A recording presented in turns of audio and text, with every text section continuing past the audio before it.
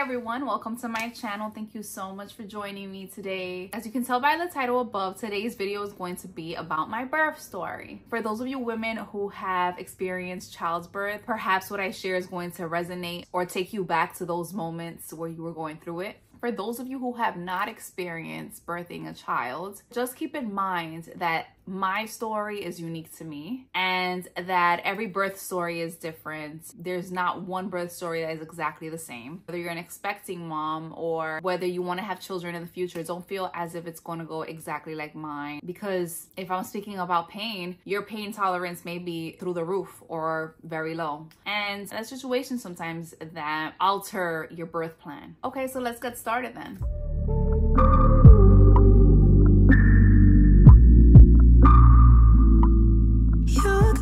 I want to start with my pregnancy journey. For those of you who have watched my previous video, you know that I shared I experienced a pregnancy loss prior to having my daughter. I ended up getting pregnant 2.5 months later, which is the pregnancy and birth story that I'll be speaking of today. And I know I mentioned in that video that when I initially found out I was pregnant again, I wasn't that excited. I wasn't jumping for joy. I honestly thought that I was going to experience a loss again. So it took me some time to be able to move forward and fully be present in the new pregnancy. And that took a lot of work, that took a lot of therapy, and it did take me some time. But thinking back at some of the challenges that I faced early on, physically, the morning sickness was the worst. When I would wake up in the morning, I'd go straight to puking in the bathroom. Sorry if this was gross, but couldn't stand certain smells of food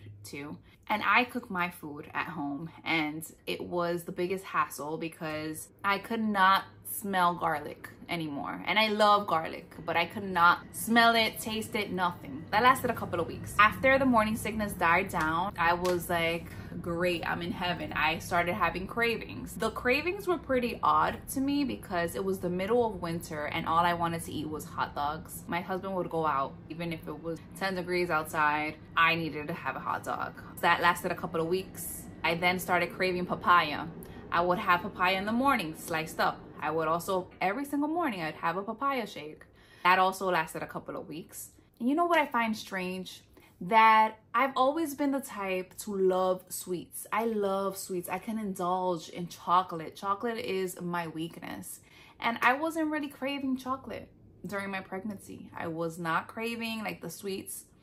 I just wanted a hot dog and some papaya. And I've never really looked into it. Where do these cravings come from? If you know, please drop it down in the comments because I really have never sat down to read into why when we're pregnant we get crazy cravings. I had other cravings too, but I'm not going to mention them in this video because my nieces might be watching this. And maybe I'll share that with you guys in another video. But then other food cravings too. Towards the end of my pregnancy, I was really craving fried meats, and it's just interesting to me how I was having different cravings throughout my pregnancy, but that was in the 3rd trimester. Another physical challenge that just came to mind was the swelling of my feet. Towards the end of my pregnancy, my feet were water balloons.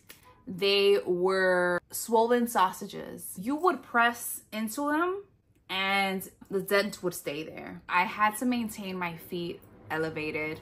The clinic that I would go to, they also tested me for high blood pressure, for preeclampsia, and it turned out I was cleared from that. So they just said it's pretty normal. Let us know if you have any other symptoms. I also experienced a lot of fatigue in the 1st trimester and in the 3rd trimester as well. I just wanted to sleep and I just wanted to rest. Luckily, I worked from home. Another thing is I also just wanted to be in my bra and my panties all the time because I found it so uncomfortable to wear clothes. I'd think about it 10 times if going somewhere required me to wear clothes because I just didn't want to bundle up. Luckily, my due date was on June 30th, so it was the summertime. And in those last couple of months of my pregnancy, I got away with wearing dresses, with wearing flip-flops. So I consider myself lucky with that because I don't know if I would have been 9 months pregnant in December, I just wouldn't have left my home at all. Looking back, aside from my swollen feet and my morning sickness, my pregnancy was not bad at all. In comparison to what I've heard, I think that I had an ideal pregnancy. It also has to do with the people who were around me as well, my support system, my husband, my parents, my sister. my friends who would check in on me, who would come by, who would cater to my needs, who would cater to my cravings, who stuck it through with me regardless of the inconveniences. I honestly think that they made my pregnancy amazing, and I love each and every one of them. I feel like that really made a difference. Taking it towards the time that my due date was approaching, the frequency of my appointments increased to every week, right? So every Friday up until my due date, I had an appointment. I remember going into that 37-week appointment excited because they offered to check my cervix to see how many centimeters I was dilated. And I was just eager to know, because I always thought, what if my baby comes sooner, right? So I was just 1 centimeter, and I'm like, wow, okay, 1 centimeter. I don't know if that means that the baby's coming sooner. Baby could be coming after my due date. I don't know. We'll see with the next week. The appointment for week 38 came up. I was still 1 centimeter. Week 39, I was still 1 centimeter. And I'm like, okay, you know, she's really cozy. She's really snugged up, and she is not trying to come early. That's fine. Okay. We scheduled my induction for July 5th, which is 5 days after my due date, because I was due on the 30th of June. So week 39, I'd like to say that I did experience Braxton Hicks contractions, maybe once or twice. Nothing severe, nothing in comparison to the actual contractions that I ended up experiencing later. But I got no other real big symptoms. I did get a light spotting maybe 2 days before my due date. And the night before my due date was on Friday, June 30th, where I would turn 40 weeks. That Thursday night, the 29th, it had to be like 10:45-ish, 11 p.m. at night. We get into bed. I remember my husband had bought me the U-shaped pregnancy pillow. Oh my God. He bought it to me when I was around 5 months, and that helped so much with the comfort. But at 39 weeks, I was very sleep deprived. No position, no pillow, nothing could make me comfortable enough to sleep through the night. Like that last month, it's like your body is training you for the baby that's about to come. So your body's like, get used to not sleeping through the night, getting up, because you're gonna be doing this when the baby gets here. It's crazy how the body works. But going back to the story, I remember I got into bed, got snuggled up with my big pillow, and my husband was there next to me. I remember looking at the time, it was around 11 p.m. And all of a sudden, I feel a snap. It's like a rubber band snap. And I'm like, that's weird. So I get up to use the bathroom again, because during this time, like, it's nonstop peeing. Maybe it's my body telling me to go pee one more time. And I get up, go to the bathroom. I'm sitting on that toilet, and lo and behold, it's my mucus plug. When I tell you that I yelled for my husband, I said, it's happening. He's like, what? I said, it's happening. I was just so excited because I'm like, oh my God, I'm gonna meet my baby. I'm gonna meet my baby finally. And my husband came to the bathroom. He's like, are you sure? I'm like, I am sure. This is my mucus plug. I'm gonna call the hospital now to see what now. Like, what should I do? For those of you veteran moms, please don't judge me if I thought the baby was coming right away. It was my first time going through this. I didn't know what to expect. I didn't know the pain that I was about to go through. I just thought that the baby was coming because my mucus plug came out. And how did I know my mucus plug came out? I did some research on what that looks like, and it was a lot. And I'm not going to describe it because I don't know if you're watching this and you're having a meal. Why would you even eat while the title of this video says birth story, whatever. So I call the hospital, okay? And they tell me, did your water break? I say, I'm not sure, I don't think so. Then they say, are you having contractions? And I'm like, no. And they're like, okay, so this is what you're going to do. If your water breaks, come to the hospital. If you start having contractions, wait until they're 3 to 5 minutes apart and then come to the hospital. And I'm like, okay, neither is happening right now, so that's fine. I kid you not. I hang up the phone, maybe 10 minutes later, I start feeling pressure and pain down there. Those real contractions were starting.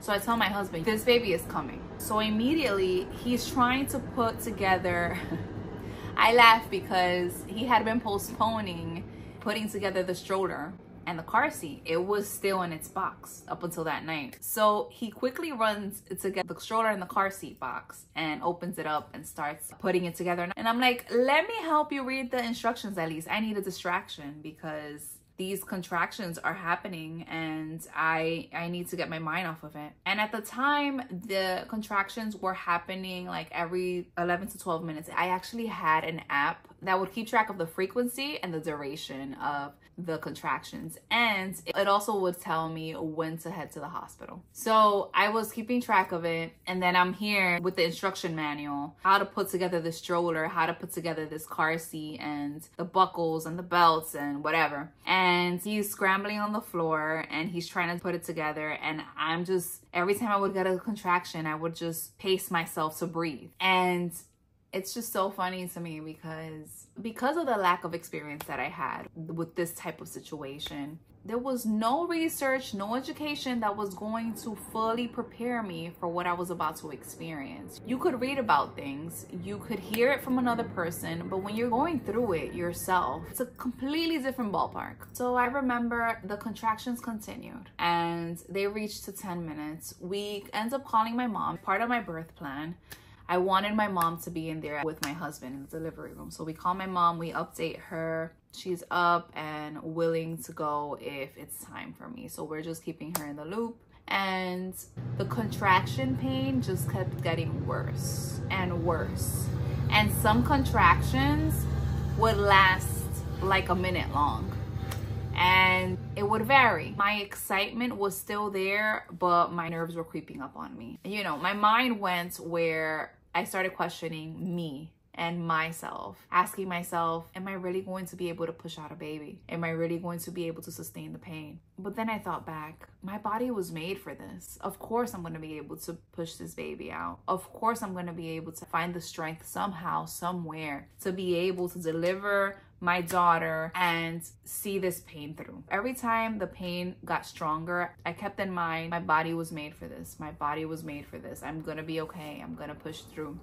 And at the end of it all, I just wanted to see my daughter. I wanted to have my baby. So the contractions are now getting closer in time, but they're still not 3 to 5 minutes apart. They're about 8 to 10 minutes. But the pain is so bad that I'm like, let's just go. I want to see how dilated I am. So I remember that night, it had to be like 2 a.m. at that point. Mind you, my contractions started at around 11:15 p.m. My husband, God bless him, he was holding my hand, walking me through breathing exercises. And he had some crazy, I don't even remember what it was. He had some crazy video on YouTube. I wish I could remember what it was, and maybe he remembers, but he had some crazy video on YouTube trying to distract me, trying to keep my mind off the pain. God bless him. God, please bless this man, because now looking back, I understand that when you see someone in pain, especially someone you love, there's not much that you can do. You want to ease their pain some way, somehow.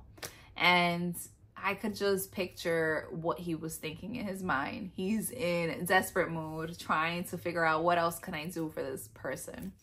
And he just did an amazing job. I gotta commend him for that. Okay, now it's 3 a.m. The contractions are continuing to get stronger, but they're still about 8 minutes apart. They are not getting much closer, but I'm like, I want to go to the hospital. I want to see how dilated I am, because I don't want to have this baby here. And the hospital was not that close to me. Around that time, the hospital was maybe 30 minutes away. But if we were to wait till 7 a.m. with rush hour in New York City, it'd probably take 50 minutes to an hour to get to the hospital. And I was not trying to have my baby at home, and I was not trying to have my baby on the way. So I'm like, let's just go to the hospital. Let's see what they say. Maybe they'll keep me. Maybe they'll assist me some way, somehow. Who knows? I don't know. So we meet up with my mom, who's coming to the hospital with us. And we make it to the hospital maybe around 5 a.m. And when we get to the hospital, they're monitoring me. The baby is okay. Baby's heartbeat is okay. Baby's position is okay. Me, on the other hand, I am continuously getting contractions. However, they checked to see if my water broke. No. I was still 1 centimeter dilated. And I'm like, how could this be? I started getting contractions a couple of hours ago. I've been 1 centimeter for the past 4 weeks. There's no explanation for that. I just had to let things happen on their own. They gave me 2 options. I could either take the pain medication and stay at the hospital, or I could leave, either go around the area, or go back home and try to walk and try to see if I can do different things to dilate me some more. I'm not taking pain medication. I said that from the beginning. I wanted to go the natural route. I didn't want any type of medication, none of that. Why, you may ask? I heard so many negative things about the epidural, about pain medication. It convinced me to want to go the natural route. Other people's experiences convinced me not to take the epidural because apparently people get back pain.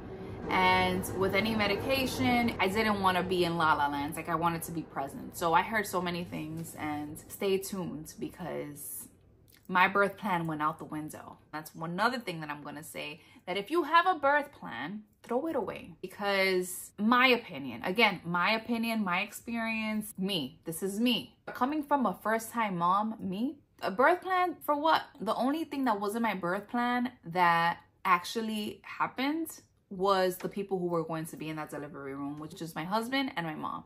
Everything else, forget about it. Nothing else. But taking a few steps back. So they gave me that option. I said no to pain medication. I was so stubborn. And then I said, I'm not gonna walk around here. I'd rather go back home or to my mom's home where I can take a shower. I can try and get as comfortable as possible. I'm not gonna be roaming the streets around here.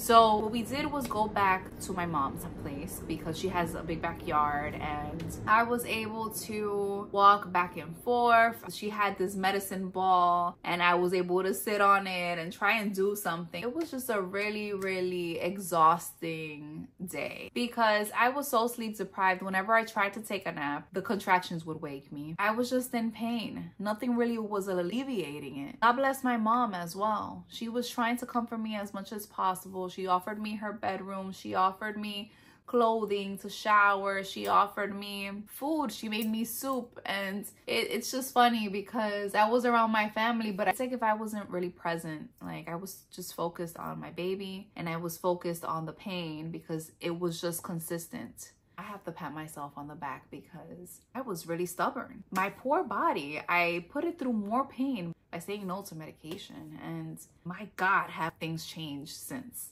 So what we were waiting for basically was for the contractions to be closer in time or for my water to break in order for me to go back to the hospital because I didn't want to go for them to send me back home, you know? So later that evening, I have to say it was about 5:30. I go to shower and I honestly feel better. I showered with warm water. Apparently afterwards, I heard that you're not supposed to do that, but it helped me. The warm water for some reason was doing wonders to my back. And I go back to the backyard and I'm hanging out and I start getting, this is gonna be TMI. I start getting a little moist down there. And I'm like, what is this? I go to the bathroom and I'm like, what is this? Like, it was not registering. It wasn't registering that it could possibly be my water, right? So I'm like, why am I leaking? I put on a pad, put the pad on. A little while later, I go back to the bathroom and it's soaked. I'm like, let me change this again. Why am I leaking? I put another pad on. And so I'm sitting there speaking to my sister. I'm like, yo, there's stuff coming out of me. And we're sitting there on Google. It could possibly be my water. I think that the reason as to why it didn't register to me that it could have been my water was because, again, no judgments, please. For the moms who have given birth multiple times, please don't judge this rookie. I thought that when your water breaks, it would be like a faucet running. It would be like how they show in movies and TV shows. I thought that it would go psh. That's not what happened to me. So what we end up doing is call the hospital and I describe it to them. I tell them what I see and they're like, come to the hospital. We have to check you out because that could possibly be your water. And I'm like, oh my God, what have I done? I start having mom guilt. Yes, I had not even birthed my baby and I was already having mom guilt. I'm like, oh my God, this is my water that broke and it's been going for some time. And I didn't know. And what if my baby's not safe? And I just, in my mind, I'm like, hold your together, Genesis. Hold it together because we're about to go to the hospital and have this baby. So I tell my husband, let's go to the hospital, but let's take our time because I don't want to get there for them to tell me it's not your water and you have to go back home. And it was just a ride. We make it to the hospital at around 7:45, 8 p.m. Mind you, I had been having contractions since 11 p.m. the previous night. It's now 8 p.m. when we make it to the hospital. We make it to the hospital. Lo and behold, it's my water that broke. And I'm like, it means the baby's coming then, right? So they're like, we're gonna check how dilated you are. And I'm like, please, because I'm in so much pain. I remember that earlier that day, when we got there to the hospital that morning, before they sent us back home, I remember asking the doctor, how would I know that it's time? And there was a woman in the next room screaming at the top of her lungs. And the doctor told me, when you sound like her, that's when you know. And I kid you not, when I returned to the hospital that night and they told me that my water broke, my contractions were so bad. I couldn't control the moans and groans. Like, I needed to bite something. I needed to really hold on tight. I needed to moan and groan in order to relieve the pain. Breathing was just not doing it for me, to be quite honest with you. And I would try to breathe through it, but it was just like I needed to let it out. And that's when it registered in my mind. I'm like, I'm having this baby soon because I now sound like the woman from this morning. Don't ask me why they took so long to check how dilated I was, but it was now midnight and they checked how dilated I was. And guess what, guys? 2 centimeters dilated from this morning. Not 5, not 6, but 2 centimeters dilated. And at this point, I'd have to say that my contractions were 3 to 5 minutes apart. They were. But I was not dilating. My cervix was not dilating. Someone please explain to me why I wasn't dilating. I was not dilating. My cervix was only 2 centimeters dilated at this point, and it was now midnight. So I had been experiencing contractions for 25 hours now. And when they tell me that, they have a couple of doctors come and talk to me and say, hey, are you sure you don't want pain medication? I said, no, I said, no, I know some of you may want to go through the screen and smack me because I said, no, I said, I don't want no pain medication at this point, but I was dying. I felt like I was dying. The pain was so bad. And I said, no, I don't want pain medication. And they told me, listen, your water broke. We're going to have to give you Pitocin to induce you because you're not dilating, you know? When we induce you, the contractions are going to get worse. And I'm like, and that's when I start considering getting the epidural. I said to her, I really didn't want to get the epidural. This pain is too much that I don't think I can bear waiting until this baby comes because it was just really bad. And to make me feel comfortable, they had the doctor that was going to deliver my baby come and talk to me. They had the person who was going to administer the epidural if I wanted it to come and talk to me. They had a team of people telling me that it's available for me if I want it. And they were discussing the risks with me. And that's when I said, just give it to me. Give it to me because I can't bear the pain anymore. It's too much. Just give it to me. And there was no position that I could be sitting down, standing up, twist and turn me around. Nothing was helping the pain, nothing. And I said, I don't think I could go another 25 to 48 hours. I'm only 2 centimeters. God only knows how long it's going to take me to get to 6 to 10 centimeters and give birth to my baby. So it was just really bad. After 26 hours of experiencing the pains of contractions, I got the epidural. I got the epidural, and I kid you not, I am the biggest advocate for it. Everybody's epidural experience is different, but my epidural experience was heavenly. I kid you not. Yes, the needle in my back was painful, but it was a pain that only lasted like 2 to 3 seconds. It was not that bad. I kid you not. When they gave me that epidural, I feel like I saw God. I feel like someone took the pain from my back. Someone took the pain of the contractions, and I was able to finally get some shut-eye. I was finally able to rest. I was finally able to breathe. I was finally able to freaking watch the TV if I wanted to. So that was that. And my experience was just good. The epidural that I received automatically administered more medication every 40 minutes. However, if I wanted more, they gave me a little button to press if I wanted more. And they also told me to let them know if I want a higher dosage because it's known to wear off after a couple of hours. So I'm like, okay. But honestly speaking, it kind of numbed me. So they had to put a catheter on me, but I could still move my legs. Like there was some numbing, but I could still move around, and I recommend it. I recommend it. Again, everybody's experience is different with epidural, but mine was great. They told me that some of the side effects could be nausea or vomiting, and I didn't experience any of that. Headaches, none of that. So, and at the time I was beating myself up because I was thinking to myself, why did I let other people's opinions and experiences influence mine if I know this, that everyone's journey is different, you know? But whatever, I got it. It was great. I was able to fall asleep. While on the epidural, I wasn't able to have solid foods, just clear liquids, water, ice chips, but that wasn't bad. I wasn't hungry. The pain going away was enough for me. So I was able to get some shut-eye. I fell asleep, and we had this nice big room. We had a TV. My husband had the couch bed to sleep on, and we were just waiting for the little one to get here. And every couple of hours they would come and check me. They checked the baby as well, and everything was good. Around 6 a.m. they checked how dilated I was. I believe I was 4 centimeters dilated, so things were moving slow. So 2 p.m. hits. At this point, I am 37.5 hours deep in labor.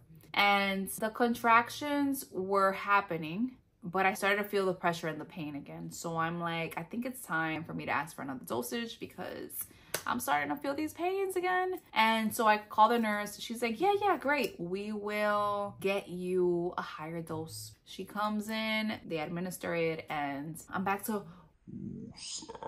relaxation. And then the doctor comes in, maybe 2:20-ish. And they check how dilated I am. And lo and behold, it was time to push. I was 10 centimeters dilated, and I'm like, thank goodness I asked for a higher dosage, because I would have had to just go into delivery without getting the higher dose, because at that point, the baby was already coming. So it was time to push. And I tell the nurse that was there, I'm like, I'm a bit nervous. I was a bit nervous. My nerves were getting to me because the questions started coming back. Am I going to be able to push the baby out? Is everything going to be okay afterwards? And she was like, it's okay to be nervous. That's normal, but you got this. And I'm like, yeah, I do. I got it. In my mind, I was like, your body was made for this, Jen. You're going to push your baby and you're going to have her in your arms in no time. 2:30 comes. My mom walks through the door just in time because she went home. My husband was the one that stood with me, and she went home and she came back just in time. The nurses are working with me with breathing through the contractions and, you know, walking me through what we're gonna do. And she's asking me to push whenever there's a contraction, and I do so. The actual delivery doctor does not walk through the doors until the baby is crowning, meaning the top of their head is visible and it's there. So I'm sitting there pushing and pushing, and my mom and my husband are there. The baby is crowning, and the doctor comes in shortly after I was pushing. The doctor says, do you want a mirror? And I'm like, sure. And they bring a mirror and they put it right in front of me, where I'm able to now see what's going on. For me, I don't have another birth for myself to compare this to, but I feel that having a mirror there elevated my experience, because I was able to see my baby. I was able to see what happens whenever I push. I feel like I was able to be one with my body and my baby. I felt more in control. So I do recommend, if you're having another baby or you're an expecting mom to be, get a mirror. For me, at least, it helped. Giving birth to your baby, it's an experience in itself. And whatever can assist in elevating that experience, I'd say do it, because it's not like you're giving birth every single day. You know what I mean? So I wasn't feeling pain. I wasn't. I'm assuming the epidural was doing its magic. I was feeling some pressure, but I wasn't under any pain, and I was pushing, and my baby's head came out and her shoulders. And at that point, another surreal moment, the doctor was like, your baby's head and shoulder is out. Do you want to grab her and put her on your chest? And I'm like me? Like, grab her? And they were like, yes. I kid you not. I felt like I was in a movie. I grabbed my little girl And I pulled her from inside me and I put her on my chest. And it was the most magical experience in my life. Honestly, there's nothing like that. There was nothing like that I've experienced. It was just such a spiritual moment. I had just witnessed life being born into this world. The ambience in that room was so peaceful. My mom was praying. My husband was in my ear. The doctors, the nurses, like, it was such a magical experience that I will never forget. The first few moments that I shared with my baby girl are ones that I'm gonna cherish forever. Shortly after she was born, they didn't take her off my chest or anything. The nurse was like, "Do you want to feed her?" I said, "Of course." I kid you not, this was maybe 20 minutes after she was born. I go ahead and give her my breast and feed her, and she latched on with no problem. She latched on right away. She knew what to do. Like, I'm telling you, this is straight out of a movie. It was such a lovely, magical, peaceful experience that I will never forget in my life. And I think that this is why I don't want to wait too long to have another. The experience of giving birth, it's so amazing. It's incomparable to anything else. If you're a mom who has given birth, you realize how magical it is to bring life into this world, and you also realize how resilient us women are, how we undergo so much pain, but there's nothing like the reward that comes after the pain. After that, it was a bit of a blur. I know I was just really fatigued, but my recovery wasn't bad. I didn't need stitches. I recovered pretty well, and I did lose a lot of blood. They told me that I was anemic and that I had to take some iron pills. And to sum it up, postpartum, it had its tough days, but there's nothing like the support system that I had. The friends and the family that I had that looked over me and showed up for me and my baby and my husband. There's nothing like the support that I received, and I am forever grateful.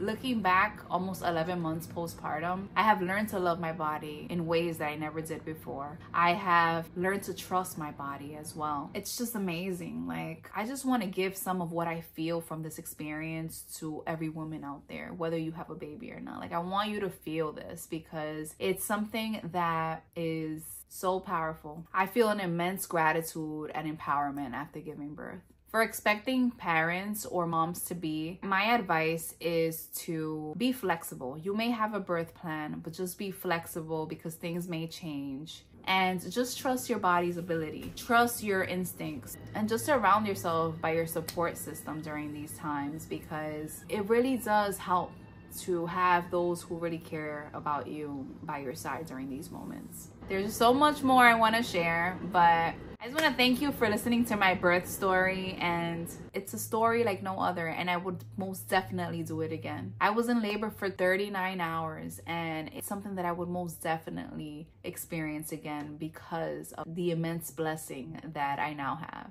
So thank you so much for watching my birth story. I'd love to hear about your birth story. If you want to share a little bit about it in the comments, or tell me how long you were in labor for, or whether you had a mirror in your delivery or not. I'd love to hear from you. Feel free to like, share, subscribe, and until next time.